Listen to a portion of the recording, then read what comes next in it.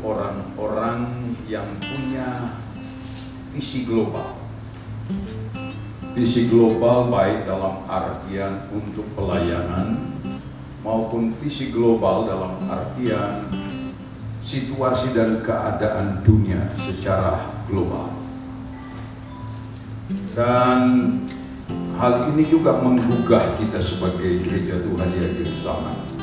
Oleh sebab itu, kalau tadi malam saya dihubungi, saya ingin katakan bahwa sebagai hamba Tuhan harus siap. Dan saya tergerak dengan apa yang Tuhan berikan dalam hati saya menghadapi tahun-tahun terakhir, khusus bagi jemaat kami di Tabanan, yang terdapat di dalam Daniel pasal 12 ayat 1 sampai dengan ayat 3. Daniel 12 ayat 1 sampai dengan ayat 3. Judul yang diberikan oleh Lembaga Alkitab adalah Akhir Zaman. Lalu dimulai dengan ayat firman Allah berkata begini, pada waktu itu juga akan muncul Mikhail, pemimpin besar itu, yang akan mendampingi anak-anak bangsamu, dan akan ada suatu waktu kesesakan yang besar seperti yang belum pernah terjadi sejak ada bangsa-bangsa sampai pada waktu itu. Tetapi pada waktu itu bangsamu akan terluhut, yakni barang siapa yang didapati namanya tertulis dalam kitab itu. Dan banyak dari antara orang-orang yang telah tidur di dalam debu tanah akan bangun, sebagian untuk mendapat hidup yang kekal, sebagian untuk mengalami kehinaan dan kengerian yang kekal.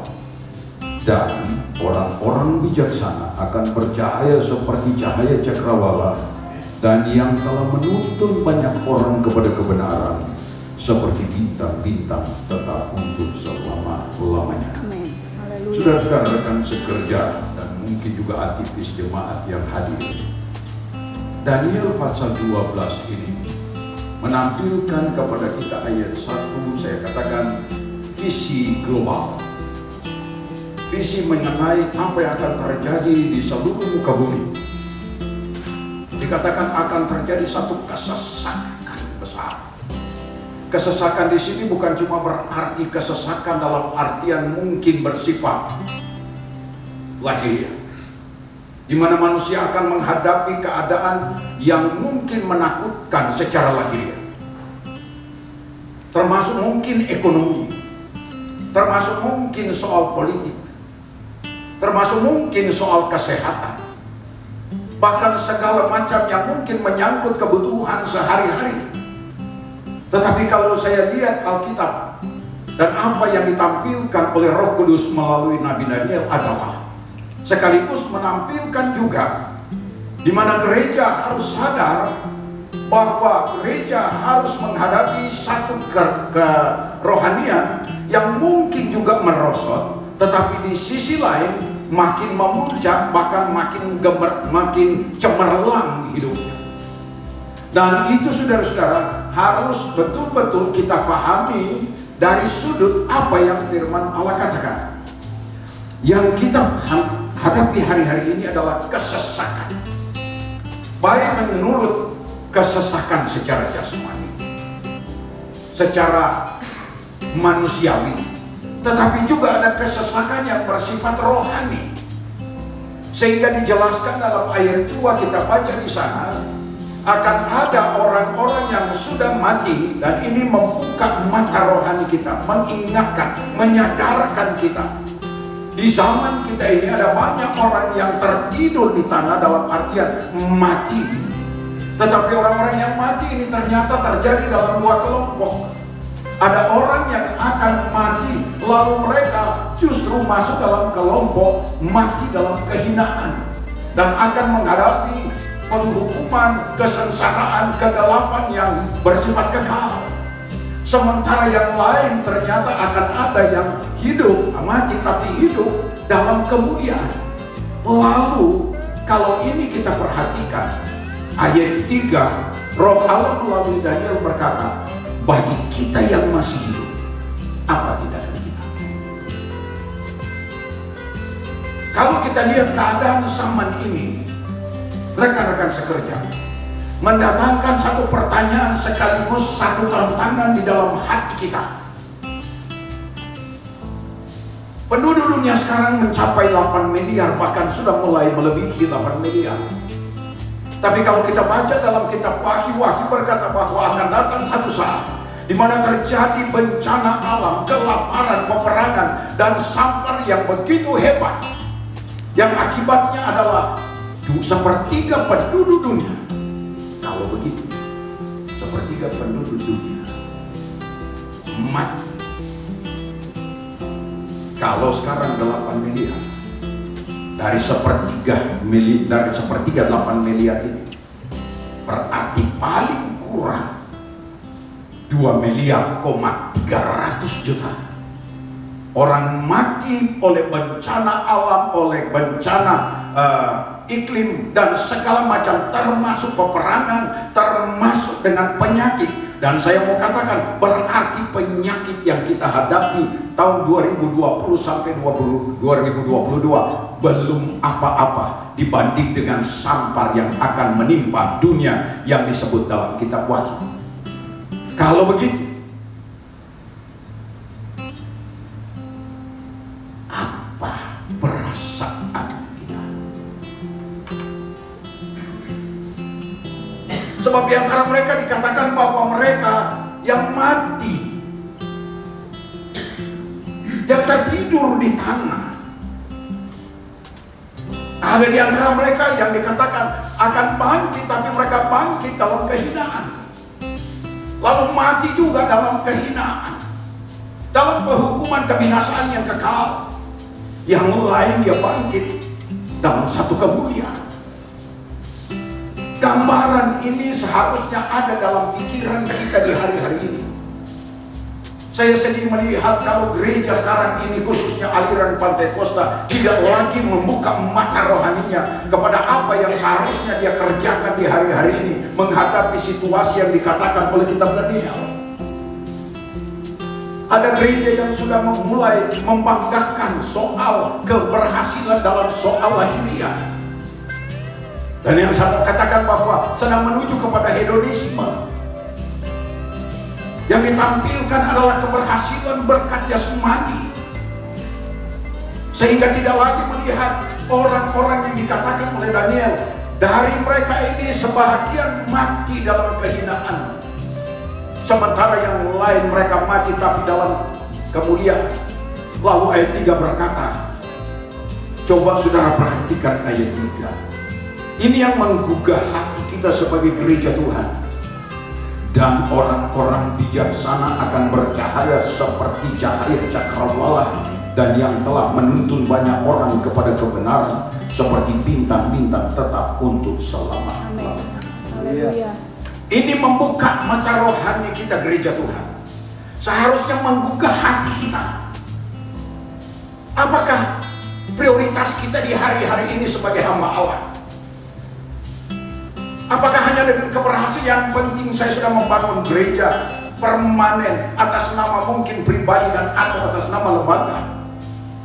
Saya bersyukur saya sudah punya jemaat. Tidak salah saya mau katakan, engkau berhasil dalam soal-soal yang bersifat kepentingan untuk menampung jemaat. Tidak salah. Tetapi jangan sampai kita stagnan sampai di sana, sehingga pas ayat 3 tidak ada lagi menggugah hati kita. Alkitab berkata bahwa gereja seharusnya semakin cemerlang, semakin bersinar. Saya mau katakan pada ketua umum baru-baru ini, sebaiknya tema mubas gereja kita jangan dirubah lagi. Subtema boleh dirubah, tapi tema kita menjadi jemaat yang kokoh, kuat, cemerlang, bercahaya, makin bersinar. Itu harus dipertahankan. Bersinar di sini bukan cuma soal pemeliharaan Tuhan secara jasmani, tetapi apakah dalam bersinar di sini Kita dipakai oleh Tuhan. Tidak peduli apakah engkau cuma dipakai sebagai saksi, berbicara kepada satu orang, menuntun satu jiwa. Kadangkala orang berkata bahwa dia orang yang dipakai Tuhan sebab jemaatnya besar. Saya ingin mengatakan kepada kita, Alkitab berkata bahwa satu orang saja yang bertobat lebih daripada kekayaan seluruh dunia. Apalah artinya kita mendapatkan seluruh kemewahan, popularitas, bukan mungkin juga nama kita harum, tapi tidak ada satu jiwa yang kita tuntut. Semoga ayat 3 ini menyadarkan kita. Biarlah kita menjadi orang arif dan bijaksana. Arif di sini kalau kita baca di dalam Alkitab, kata arif juga ada hubungan dengan pengetahuan. Pengetahuan berbicara tentang pengetahuan yang alkitabiah. Apakah kita mempunyai kearifan? Masihkah hati kita ini memiliki visi ilahi? Oh Tuhan, dari sekian miliar orang, kalau yang 2 miliar lebih ini meninggal tanpa mendengar kebenaran firman Allah, siapa yang bersalah terhadap mereka? Siapa yang bertanggung jawab di hadapan Tuhan? Yehezkiel 18, firman Allah berkata, semua jiwa baik orang tua, baik orang muda, baik anak-anak aku punya, tetapi jiwa yang berdosa mereka akan mati dalam kebinasaan. Lalu masuk dalam pasal 33, Yehezkiel berkata bahwa kalau firman Allah berkata, kalau engkau mendengar ada orang fasik, bahwa engkau tidak menegur mereka, tidak menuntun mereka kepada kebenaran, darah mereka akan kutuntut kepada. Pagi hari ini, ibu, bapak, saudara-saudara kekasih sebagai pelayan Tuhan, mungkin kita bersorak dan berkata, kok kekasihku tidak salah, tapi kadang-kala hanya di atas pentas, tapi hati tidak murni. Gereja di hari-hari ini harus memiliki satu kehidupan. Adakah engkau di hadapan Tuhan menjadi titik terang? Mungkin belum cahaya besar, tapi sudah menjadi titik terang di hadapan manusia. Engkau mungkin bukan pendeta besar, mungkin kita tidak seperti Billy Graham, tetapi kita ini mungkin cahaya kecil di tengah-tengah kegelapan. Bukankah Rasul Paulus berkata dalam Filipi bahwa kita ini adalah bintang-bintang di antara bangsa yang bengkok. Dunia hari-hari ini bengkok. Mari kita angkat mata rohani kita dan kita lihat visi global secara dunia. Lihat keadaan dunia, tidak ada yang makin baik. Padahal bukankah dikatakan para ahli, makin pintar manusia, makin juga meningkat peradabannya. Makin baik peradabannya, makin aman dunia ini. Tapi fakta apa yang terjadi? Setiap saat kita dengar, bukan cuma di dalam negeri, pembunuhan, anak membunuh orang tua dan kakaknya. Manusia dibutakan dengan hedonisme, bahwa kalau sekarang ini ditawarkan dan dunia Indonesia sedang galau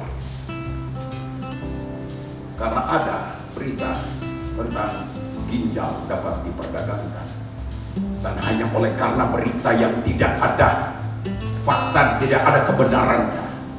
Malahan juga memang ada kebenarannya, tapi saya ingin mengatakan kepada kita bahwa manusia sedang dibutakan dengan roh hedonisme. Kiranya roh Tuhan tolong kepada kita sebagai hamba-hamba Allah. Saya ingin mengatakan, mungkin kita bukan seorang yang bercahaya besar, tapi cahaya yang kecil ini bisa menuntun satu orang datang kepada Tuhan. Haleluya. Itu yang membawa kita kepada kedamaian. Berapa banyak ketua umum berkata kepada saya, dianggap saya sebagai kakaknya.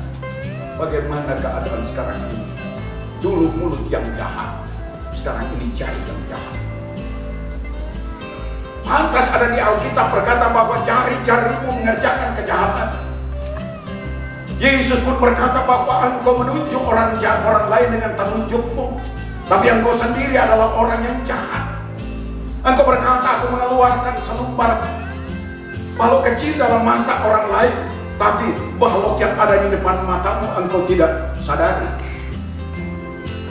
Saya berdoa, kiranya roh Tuhan membuka semua mata rohani kita di hari ini, sehingga Bukan lagi kita melakukan mulut kita ini betul-betul bawa terang kebenaran firman Allah. Mungkin kecil engkau bukan ahli bersaksi.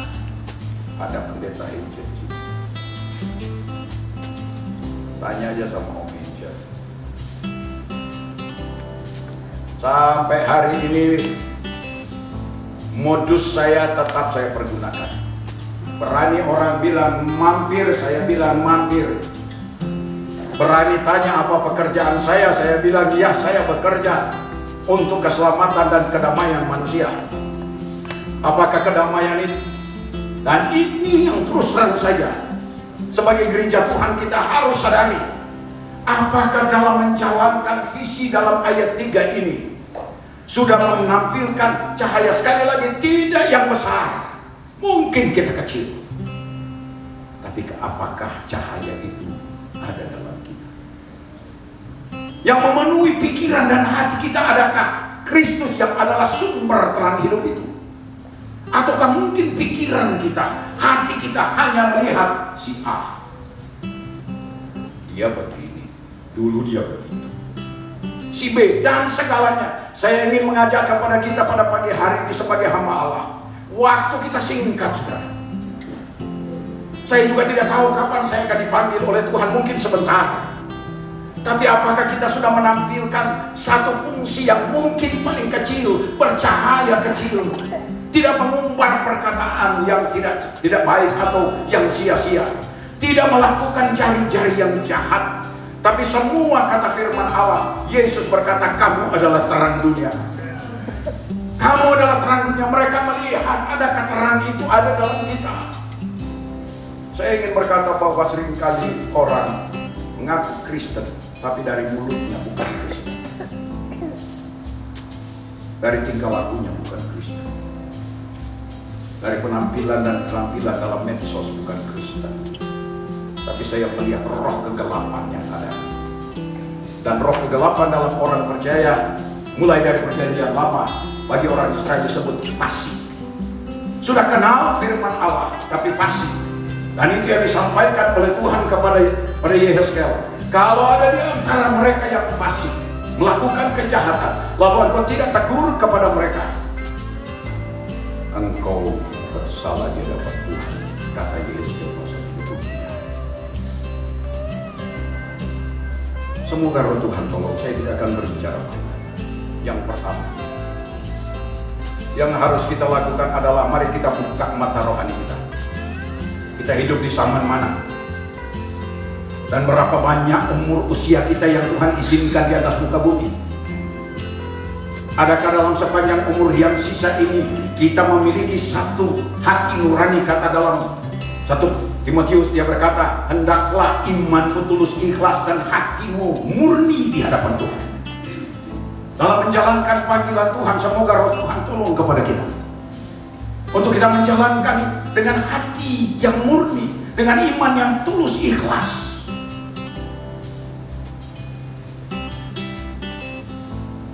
Kalau saya baca beritanya pasal 12, saya sedang melihat satu kegerakan besar yang terjadi. Orang-orang yang mungkin semula hanya cahayanya kecil, semakin benderang di tengah kegelapan dunia yang makin jauh. Orang-orang yang mungkin merasa dia tidak mampu. Saya ingin mengatakan tadi malam, saya katakan dalam Komsel gabungan GPD Itabana, orang yang dipakai oleh Tuhan seringkali adalah orang yang bagi nilai manusia, orang ini sudah tidak punya harapan.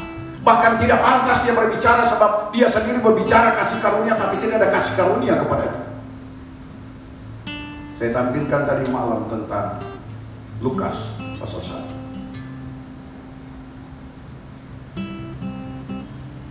Alkitab berkata Zakaria dalam usia yang sudah lanjut, istri sudah lanjut usia, sekian lama tidak punya keturunan, tidak mengandung. Secara manusia, kalau saudara baca sejarah Israel, kalau perkawinan tidak dianugerahi anak, betapa menderita baik si suami maupun si istri. Sehingga diharuskan kalau suami meninggal, kakaknya atau adiknya yang harus mengawini sang istri. Tujuannya supaya bisa melahirkan keturunan. Dan Zakaria dalam usia sampai tua tidak punya keturunan, tapi waktu dia mendapat giliran untuk menjalankan imamat, dia tidak berkata, kenapa saya harus bertugas? Bukankah saya tidak jadi contoh? Saya bicara kasih karunia, tapi tidak ada kasih karunia sama saya. Seringkali kita dihadapkan dengan hal-hal seperti ini. Bahkan di antara kita seringkali kita lebih banyak menunjuk orang dan berkata si A, si B, dan si C tidak lebih bagus daripada saya. Saya lebih bagus daripada si A dan si B dan si C. Mari kita buka mata rohani kita. Jangan lagi melihat Zakaria yang tidak punya keturunan, tapi lihat kesetiaannya waktu Tuhan bilang, Zakaria, saatnya engkau melayani. Dalam keadaan yang merasa seperti tidak mampu, malu seharusnya dijalankan, dan sementara dia jalankan, Roh Tuhan, malaikat Tuhan datang menghampirinya dan berkata, Zakaria, engkau tidak akan lagi disebut orang yang maju. Gereja Tuhan harus memiliki satu sikap, tetap setia menjalankan panggilan walaupun mungkin engkau belum berhasil dalam bidang apapun. Tapi kalau engkau tetap setia, angkat matamu. Jiwa-jiwa menanti untuk kita tuai. Saya ingin berkata bahwa syukur kita memiliki orang seperti Bapak. Maaf, saya tidak suka memuji orang, saya takut memuji orang. Tapi akan muncul bapak-bapak, ibu-ibu seperti keluarga Gunarto yang rela mengorbankan segala sesuatu demi untuk menjalankan misi pemberitaan Injil secara global. Dan seharusnya kadang-kala saya takut, Tuhan akan yang pertama yang harus kita lakukan. Lalu kita berkata mengadakan doa syafaat ini bukan hanya sekedar seperti waktu kita bangun pagi, barangkali asal bersyukur, atau waktu makan di meja makan. Tapi doa syafaat bicara tentang bagaimana kita berlutut seperti Yesus. Semalam-malaman dia berdoa dan memohon kepada Tuhan, mohon kepada Bapa, beri kekuatan ya Tuhan. Saya ingin mengatakan kepada kita, Yesus tidak takut untuk menjalankan misi penebusan. Sebab dia tahu itu adalah jalan yang harus dia tempuh. Tapi yang paling dia takuti adalah kalau saudara baca dalam Alkitab, apabila Bapa menyamarkan wajahnya. Jadi Yesus bayangkan, kalau saya menanggung semua dosa manusia, maka wajah Bapa menyamarkan wajahnya kepadaku. Padahal Bapa, Anak, dan Roh Kudus adalah Tritunggal yang tak terpisahkan. Betapa berat dia melihat hal ini, pengalaman ini, yaitu dia akan mengalami mana wajah Bapa tidak bersinar lagi dalam hidup. Seringkali kita harus mengalami saat-saat di mana berat buat kita. Saya sering katakan, saya takut berkhotbah kalau saya tidak alami dan saya tidak hidup. Adakah kita masih memiliki sinar kecil? Mulai dengan berdoa. Doakan teman-temanmu, doakan hamba-hamba Tuhan yang mungkin engkau dengar.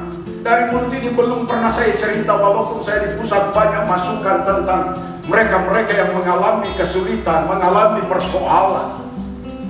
Tapi kepada istri saya pun kadang-kala saya tidak cerita. Saya lebih baik berlutut dan berdoa, ya Tuhan tolong mereka. Betapa menakutkan peristiwa-peristiwa seperti ini.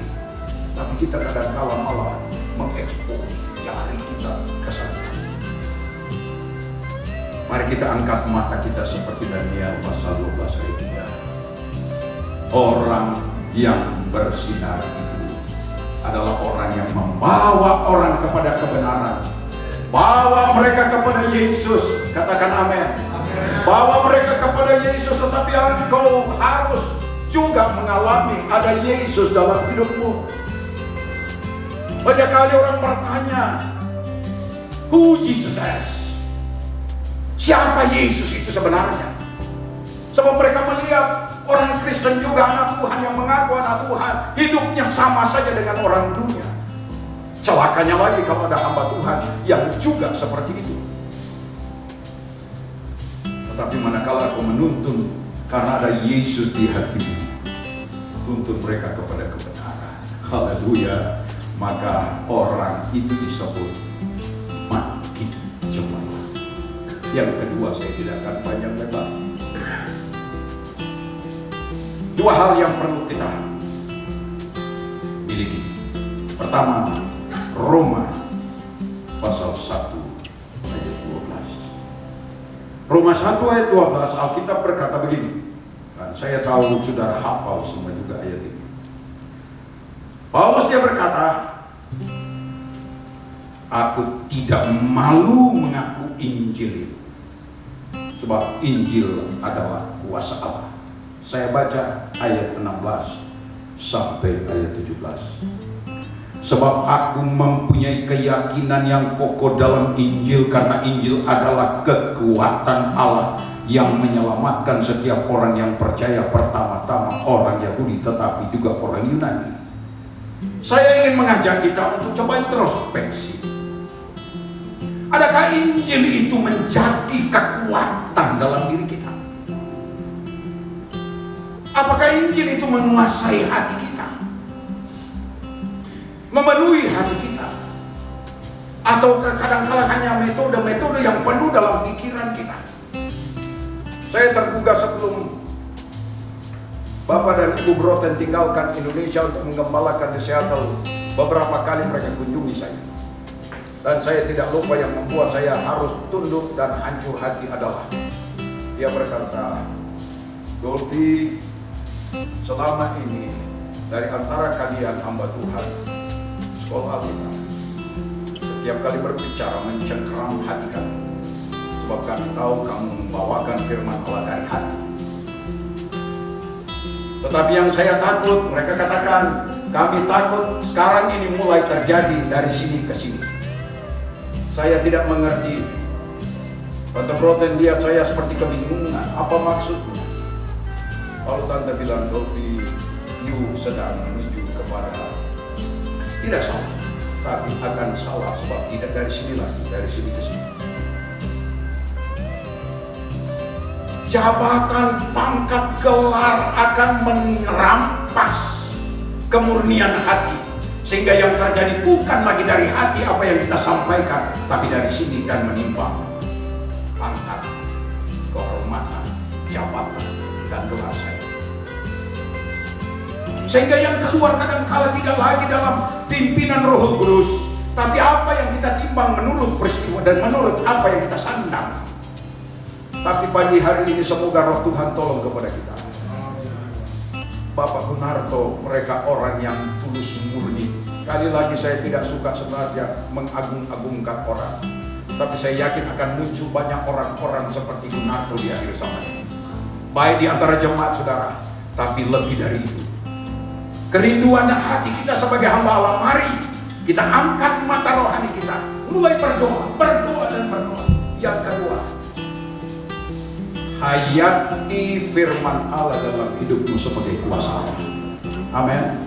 Injil adalah kuasa Allah yang menyelamatkan.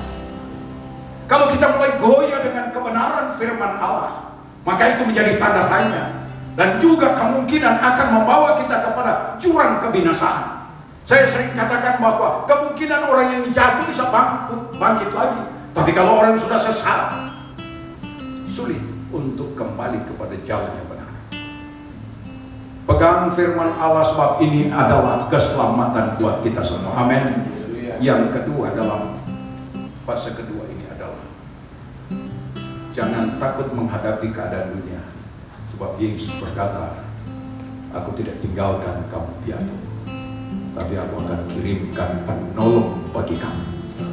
Bukan dengan kekuatan kita, bukan dengan kekuatan organisasi perlu, tenaga kita perlu, tetapi di atas segala-galanya Tuhan berkata, Roh Tuhan turun ke atas kamu dan kamu akan menjadi saksi bagi seluruh dunia. Mari kita belajar berserah kepada Tuhan. Saya tutup dengan Roma 8 ayat 14. Masihkah kita dipimpin Roh Kudus? Atau kepikiran kita hanya melihat hal-hal yang seringkali mungkin masih dalam lingkungan gereja, tetapi pikiran kita bukan lagi kepada bagaimana supaya saya bisa memberitakan Injil. Injil harus menjadi pengalaman dalam diri kita lebih dulu. Katakan amin. lalu minta Roh Kudus mengurapi. Mungkin kita berkata sudah tua. Maaf, yang paling tua di sini mungkin Bu Heri, bukan saya. Tapi juga mungkin kadang-kadang kita berkata, saya masih muda, sehingga Paulus berkata kepada Timotius, jangan engkau rendah karena engkau masih muda. Kalau Roh Allah di atas kita dan kita memiliki visi ilahi tentang penuaian global di hari-hari ini, dan engkau merendahkan diri, tahu berdoa dan baca firman Allah, taruh firman Allah dalam hatimu, maka engkau diurapi oleh Tuhan. Kekuatan dahsyat akan ada dalam hidup. Tidak peduli engkau sudah tua, tidak peduli engkau masih muda, Roh Tuhan kiranya pakai kita. Terima kasih kepada Tuhan untuk keluarga Gunarto yang memiliki visi untuk mensupport kita. Saya harap ini kita terima bukan hanya untuk melihat hal-hal yang bersifat jasmani, tapi kita melihat makna di baliknya. Hati nurani orang yang merindukan supaya Injil diberitakan ke seluruh dunia, penuaian terjadi secara besar-besaran. Kita tundukkan kepala. Melihat ada orang yang memiliki visi seperti ini, visi misioner yang luar biasa. Tapi kami, apakah kami menjalankan misi dengan baik dan benar?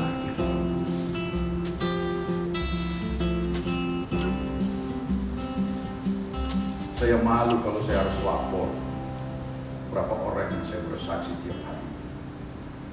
Tanya sama Om Edi, saya berani bilang mampir, saya mampir. Sehingga dalam berapa kali kami ke Karangasem sebelum Om Edi ditempatkan, dia kira semua itu adalah anggota jemaat.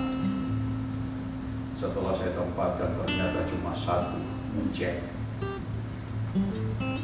Baru dia kaget, oh mana yang lain, sedang yang lain itu berani bilang mampir itu hanya orang-orang yang harus diinjili dari satu jiwa. Lalu mereka tetap setia kepada Tuhan. Saya ingin mengatakan mungkin pada saat pertama saya yakin dia pikir Om Dolfi ini kasih tempat saya yang sulit. Ternyata cuma satu jiwa. Tapi ketekunan, kesetiaan, Sakaria dia bilang waktu dia ditugaskan, dia tidak berkata Tuhan saya ini kan nanti di Cemo bicara kasih karunia, tapi saya sendiri tidak mengalami kasih karunia, saya tidak punya keturunan. Tapi waktu dia kerjakan pekerjaan dengan setia, walaupun ada guncingan, tetapi hati nuraninya tetap murni, imannya tetap tulus, ikhlas. Alkitab berkata akhirnya dia dipakai oleh Tuhan dan mujizat yang luar biasa.